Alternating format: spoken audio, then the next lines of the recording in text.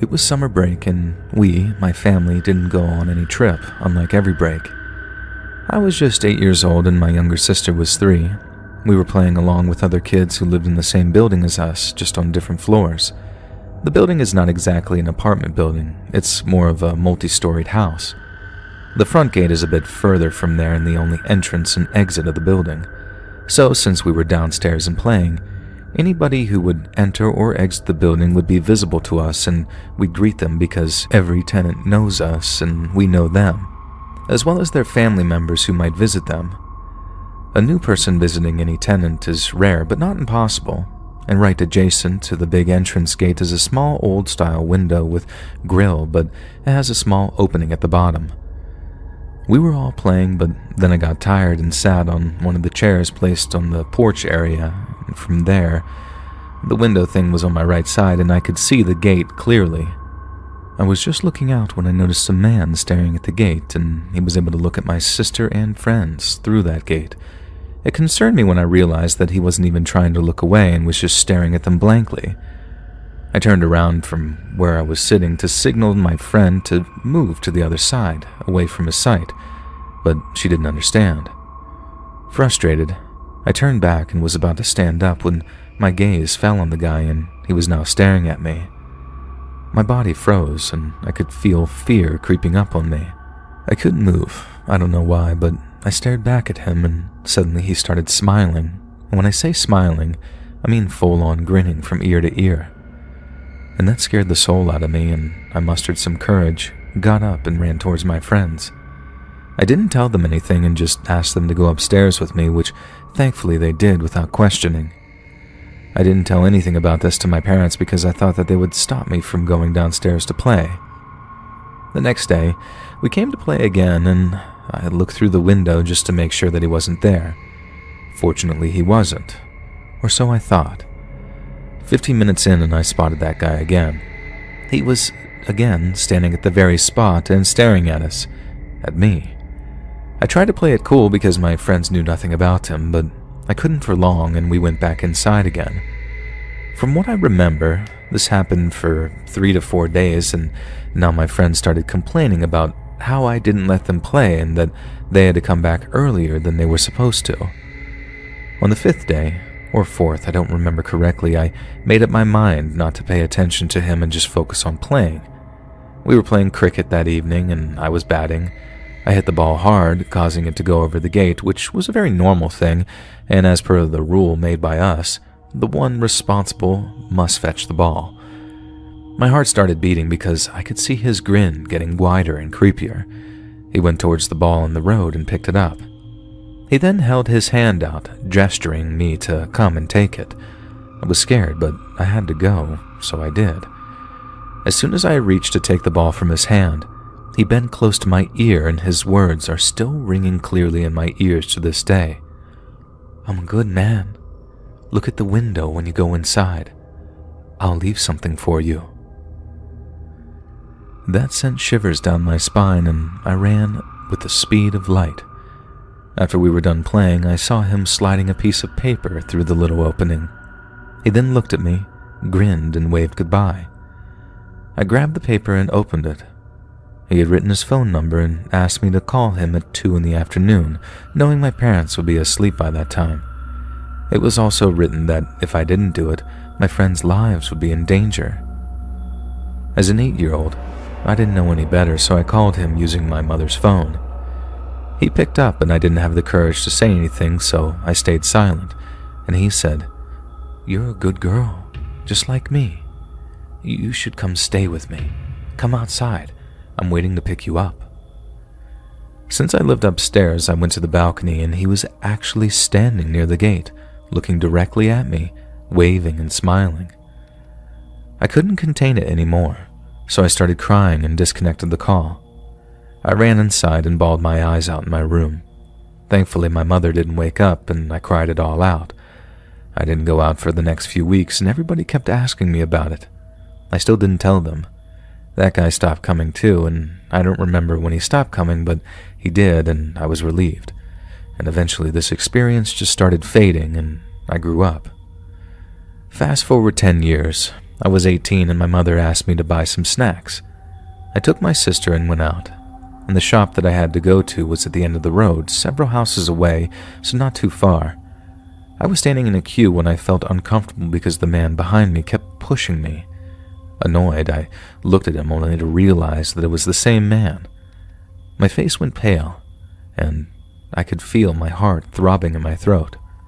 I tried not to panic and calmed myself down by telling myself that he couldn't do anything in public. There were tons of people there, and that gave me a sense of security. As soon as my order came, I took out my wallet hastily to pay, but he beat me to it. The owner looked at him weirdly and then at me because I was a regular there, and he was seeing this man for the first time. I paid for it anyway, and the owner politely asked him to take his money back. I gave the bag to my sister and asked her to go home and inform our mom about a man following us, and just in case he attacked, I'd have a backing and she would be safe too. Our house is within the vision range of the shop, so I waited for her to get inside. And now it was my turn to go home. As soon as I stepped out, the man followed me and he said something like, "You're a beautiful lady now. We should catch up." I kept walking and walking, but now that we were far from the shop, he started speed walking and I had to walk faster. I could feel goosebumps all over my body. I started running and I could see him catching up to my speed when the owner called for him loudly, saying that some of his money was still at the counter and asking him to come back, which gave me enough time to get inside and lock the gate. I haven't seen him since that day, and it's been 2 years. I'm 20 now, and I hope to never meet him again, and I hope I never see him again. I don't know why, but it's instilled a sort of paranoia in me, and I dread seeing him when I turn 28.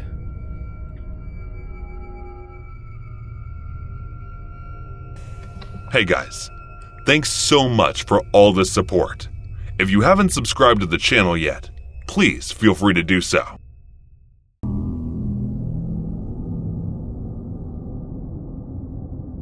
It was October 2020. I'm a 17-year-old girl, but was 16 at the time of this story. I was walking into my local skate park with a friend, let's call her Chloe, to sit down at the gazebo so we could hang out, when a man, let's call him Michael, approached us with concha and coke and asked if he could eat his bread there. A concha is a Mexican sweetbread, which is basically just bread with some cookie dough crumble on it. Chloe and I tried to ignore him when he sat down next to us, but it was extremely hard when he started to make conversation.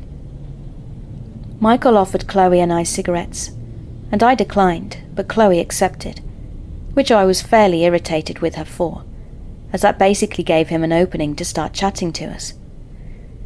Michael sat crisscrossed next to us and started rambling on and on about how he had crystal meth and how he wanted to smoke it, but he didn't have a pipe. He asked us if we did, and we obviously told him no. Then he proceeded to pull out a baggie filled with what I can only assume was meth and offered it to us. I began to get a bad feeling in my stomach at that point, as we both declined his offer and he put it away, lighting up a cigarette instead. He talked nonsense for the next 30 minutes that Chloe and I were sitting there for, going on about how he was Michael Jackson and we were his Lisas. Lisa 1 and Lisa 2, he called us. He didn't once ask us for our names. He just made them up. He said he was a musician and that he was going to make it big once he got off the streets. Chloe and I looked at each other and I gave her the look that I wanted to leave. She got the hint, so I told Michael it was time for me to go home and that I needed to be back by dinner time or I'd be in trouble. He looked at us with an angry expression and said, "Okay, can I get a hug?" Chloe told him no, but before I could even respond, he grabbed me and pulled me into a tight bear hug, kissing the side of my face. Chloe just stood there and said nothing, and did nothing. Michael released me after I attempted to push him off, and I had tears in my eyes.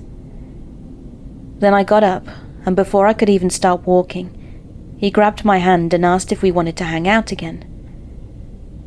Chloe and I sped walked away, and thank God my best friend Evan lived about 5-minute walk from there. Chloe and I got out of Michael's view and bolted for Evan's house. I got up to his room and immediately fell into his arms, crying my eyes out. I didn't tell my mum until later that week, when I saw the man again when we were grabbing dinner downtown. I started to have a panic attack, and when we got into the car I told her everything that had happened. Michael kissing my face, me trying to get away with Chloe, and even going to Evan's house after the incident. We filed a police report afterwards, and even after a year, my case has yet to be closed. Michael is currently residing in a mental hospital, so they can evaluate his condition off of meth and see if he actually is capable of going to court or if he is too mentally unstable to get charged with anything. I hope someone sees this story and doesn't make the same mistake I did. Don't let people take advantage of you.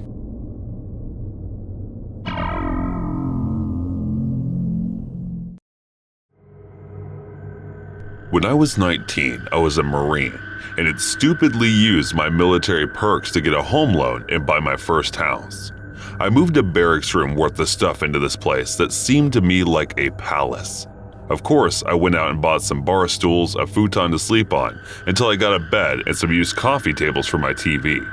I also had a dog with me.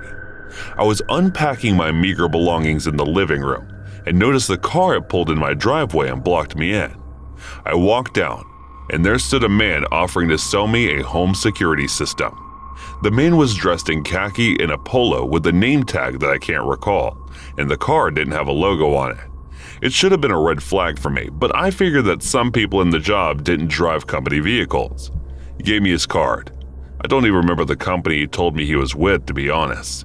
Here was a friendly salesman giving me his speech about needing a system and all the perks that would come with being able to wash the exterior of my house at any time. As a low-ranking military member, I knew I couldn't afford yet another thing, so my mind was working to try to get this man to go away. Even considered ninja chopping him or whatever it was we Marines do in hand-to-hand just to get him to leave. But I'm a sort of passive person. I'm supposed to be nice. Now, we'll call it polite. I won't be rude to someone doing their job. I've been in customer service, so I could relate. I tried politely declining his offer after he had tried to show me some stuff on his iPad, but you know how persistent the types can be. I'll admit, my own stupidity when answering his questions like giving out too much information. Do you live here alone? Now, I live here with my wife and our large 3 dogs. At least I added in the large part. Her dogs hadn't actually moved in yet, and hers were just fat, though they were more vicious than my own good boy. The 2 women living together probably seemed like easier targets. I also mentioned being a Marine when he asked. He had seemed a bit shocked but wouldn't be deterred. What kind of security system do you have? My dogs and me? Not the best answer I could have given. I wasn't exactly intimidating. I mean, I would be terrifying if I had a gun or something. I've been using my whole life and I've never missed a target, alive or inanimate. If you would invite me in, I could show you the best places to set off cameras. He mentioned more than a few times. Each time made me more and more creeped out, thinking that he wanted to potentially rob me. Not that there was much to take, and despite being an assault victim, not all I could consider was possible burglary, and made sure that he stayed away from my house while we talked. We were outside for about 15 minutes total, and he spent most of the time trying to politely get away from him and retreat inside. I wound up at my wits' end with social niceties and just walked away, leaving him standing alone in my front yard. I walked into my house and locked the door. He got into his car and left, and I thought nothing more of it. After some unpacking, I couldn't do much. I had nowhere to put most of it. I ate some junk food and put together the futon. I got it all decked out with my fluffiest blankets, made sure the doors and windows were locked, and went to lay down in the living room. Looking back, I'm not sure why I didn't put it in the bedroom. They all have blinds in the rooms, take a bit of getting to perhaps I'm wanting to be near an exit or some context. My back door is a double glass pane door. At the time I didn't have curtains on, but I did have blinds in the kitchen window. My kitchen, living room, and dining room are all connected, but there's a wall in the living room that I strategically situated my futon, again so it couldn't be seen by the back doors or the front door window. Call me paranoid, whatever. I had been laying down for a few hours and about 11, my dog off the futon and went to the back door. My dog is large and looks like a Rottweiler in coloring. He's a Coonhound Max, but I guess city people don't have hunting dogs. But he's never heard anything in his life. He'll greet strangers at the door with the tail wagging hardly barks. He stood back there for a bit in mind a few times. I ignored him. It was probably just a squirrel. But then he started growling, a sound that I'll never forget. It sent terror straight through me as I sat alone in the dark. I'd only ever felt that fear once when a mountain lion screamed, and I realized that I was powerless against nature. But that's a story for a different thread. The point is these sounds are designed to scare you, and it petrified me. I was frozen and wanted to whip out to hide to call the cops, but I realized it was someone was out there, and they'd for sure see my phone light and know where I was. So while my dog stayed stationed at the back door, I talked myself up just enough to move off the couch and investigate. Still scared out of my mind, I slunk to the kitchen and grabbed a kitchen knife, one of the only utensils I had thanks MA, and crept to the kitchen window. I was squatting amongst the cabinets so I couldn't be seen from indie windows, bouncing a little, trying to gear up to peel back the blinds. My brain was telling me irrational things, horror stories that I had read come to life. To be real, I was ready to just cower and give up. I'm not a brave person. I was in communications, for God's sake, pretty far from any life-threatening situation. Well, not one of them involves people in my house, in my one safe space, my hideout, my protection from anything outside wanting in. I've always been afraid of home invasions that stem from an incident when I was younger that isn't even really worth further mentioning. The point being, if someone dares into my safe place, it's not safe anymore. I thought I couldn't get scared more in that moment, but then I saw a male figure in my backyard, and my heart dropped. I wasn't very far from the window I was looking out of. He was bold enough not to wear anything over his head, and I saw the blonde hair in the moonlight. It only took me a few seconds to recognize the security salesman in the dark. He was on the edge of my porch, watching my back door, watching my dog. I jumped up quickly, climbed over the bar counter, and turned on the light as it went toward the back door to let my still growling dog out in hopes that he did at least get rid of the man, if not injure him. No dice. As soon as the lights came on, he had just enough time to go low, the low part of the fence to safety, before my dog even got off the porch. I didn't sleep that night. My dog sat on the futon with me. Comas could be having done this job. The next morning, I found a police report, but I couldn't tell his name or what company he was with, having lost the card that he gave me. They sent some patrols through the area, and I found out that all legitimate salesmen should give an idea of Honda request. That night, I had two friends stay with me, ready for him to come back to either try to rob me or commit some nefarious acts, or be trying to scare me into home security. It didn't come back. I haven't seen him since.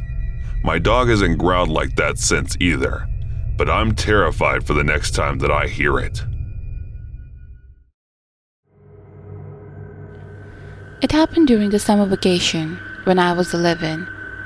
My parents and I always go to South India for at least 1 month to see the family. Now, during the whole month of June, there is what we call in our little village the Mango Festival, Mangani Festival. And it's a religious festival where divinity statues are exhibited in parades. There is a large alley filled all along with small temporary stands where people can buy a lot of different things like street food, fruits, toys, clothes, and more, all at very cheap prices. My mom and I always go to these stores in the evening at around 5 or 6 when it was already dark, because going during the daytime is just too exhausting with the unbearable heat plus the ground. At that time though, the alley is still very bright, lit up by the stores and decorative lights. That day, my mom decided to stop at a shoe flip-flop stand to buy me some. The seller proceeded to show my mom the collections, and when he noticed my present, he just locked his eyes on me. In the beginning, it didn't bother me much. I just thought that I might look like someone he knew. But he kept staring at me the whole time. He was picking his moment to stare at me, and when my mom was looking in my direction, He'd stop and he'd stare back again when she looked away. It was obvious at that point though, and it made me very uncomfortable. Eventually, we had to leave without buying anything, but the seller insisted that we should come tomorrow because he had a new shipment of whatever new collections were arriving. 2 days later, my mom called me to go to the festival stands, but I was reluctant to go this time. I told her I was genuinely tired and didn't want to go. But she yelled at me, saying that I was always lazy and wasting my summer vacation by staying at home all day. So I went with them. Our first shop was the cheap jewelry store. Then my mom made me do something that I always hated, but she did it all the time in order to help me with my shyness. She said, take my purse and go to the shoe stand by yourself and buy a pair that you like. I'll be watching you from here. I refused at first, but she progressively raised her voice. So to avoid being humiliated in front of other kids, I did what she said. When he saw me approaching his stand, he welcomed me with his unsettling smile. He proceeded to show me all his new sandals. And as I was his only customer, he even took the time to put the sandals on me, one by one, asking if they fit well. At that point, I just took whatever shoe quickly to get out of there. And now, it was time for the checkup. I was and still am stressed to order or talk to a vendor. I used to stutter a lot during the social situations, but this time it was different. It wasn't only stress, and this gut feeling telling me that this man is strange and that I shouldn't be here with him alone. I handed him the money and was waiting for my change. But his demeanor suddenly changed. He became fidgety and showed frustration over the cash register. He then said that the cash register had broken for some unknown reason and that he wouldn't open. I glanced outside to see if my mom was still watching me. And she was. And when we made the eye contact, she made a gesture with her hand telling me to hurry. She was observing at an angle, and I was next to the cash register at the corner. I couldn't see a property anymore. And at the same time, the seller told me that he had another cash register in his trailer. So then he took my money and went there. It was a sort of open shop, so you could see his trailer if you were right in front of it. He went inside his trailer for a long time, and I could hear the voices of another person inside.